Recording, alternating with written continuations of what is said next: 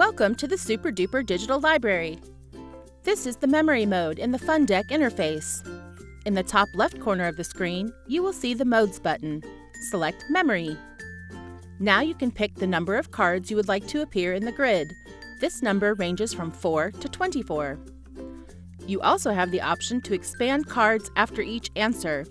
Select On if you would like time to discuss the content of the cards and resume the game manually. Next, select your preferred card back option: blank, numbers, or animals. Click the Numbers box for readers, or Animals for pre-readers. Both number and animal card backs help students describe which cards they would like flipped over.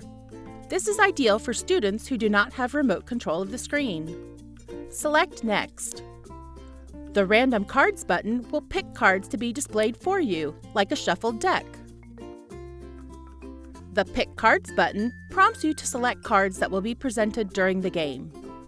Just a reminder, the object of memory is to have the most matches if playing against an opponent, or if playing against yourself, match the whole board in the least amount of turns.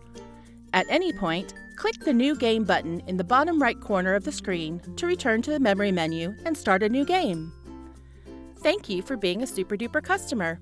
We hope this helps you reach your therapy goals.